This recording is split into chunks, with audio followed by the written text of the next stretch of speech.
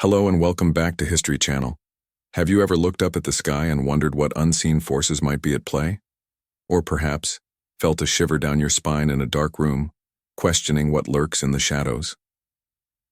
Today we're diving deep into one of humanity's oldest and most fascinating questions: angels or demons? What really separates the divine from the diabolical? You might be surprised to find that the line between them is much thinner than you think. For millennia, cultures across the globe have told stories of celestial beings. We often picture angels as radiant figures with majestic wings, serving as messengers and protectors.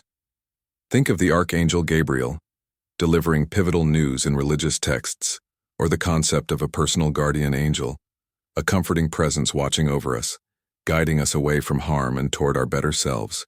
They represent hope, purity, and the ultimate good, a divine connection to something greater than ourselves.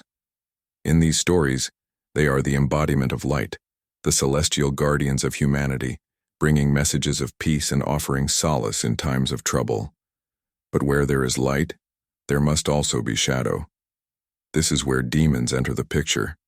The most common narrative, particularly in Abrahamic traditions, describes demons as fallen angels, beings who were once part of the divine host but who, through pride and rebellion, chose to oppose the divine will.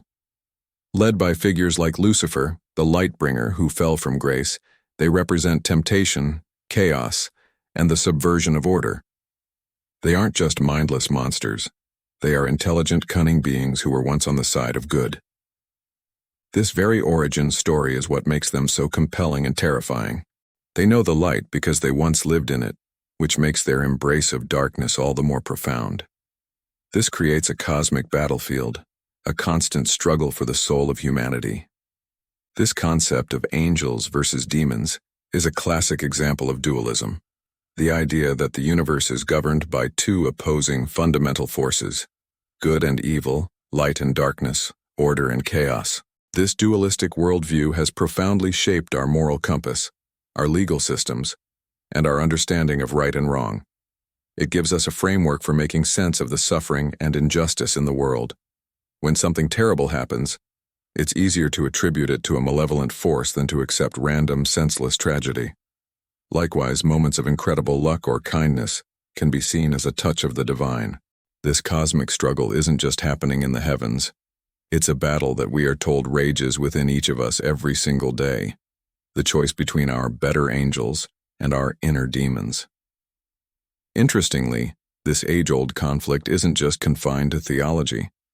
As humanity entered the age of reason and scientific discovery, the battlefield shifted. The clash between science and religion became a new arena for exploring these ancient ideas. Think of classic literature like Goethe's Faust, where a brilliant scholar makes a pact with the demon Mephistopheles in his quest for unlimited knowledge.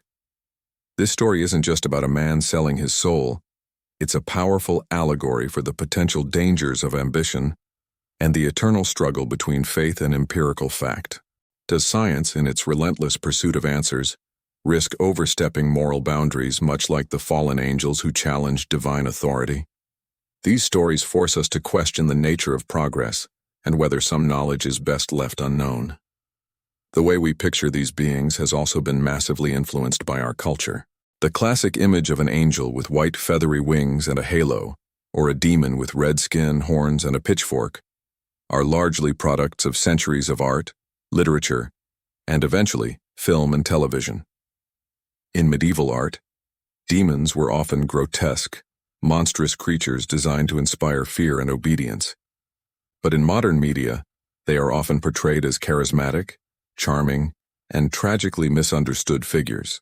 Think of the countless TV shows where angels and demons walk among us, blurring the lines between good and evil, falling in love, and questioning their own nature. These depictions make us wonder, is evil always monstrous? Can good be flawed? Our cultural lens constantly reshapes these ancient archetypes, reflecting our own changing values and anxieties. This evolution in their portrayal brings us back to our central theme: the thin line. If a demon is simply a fallen angel, what does that say about the nature of good and evil? It suggests that they are not two completely separate things, but rather two sides of the same coin. It implies that the capacity for both incredible good and terrible evil exists within the same being.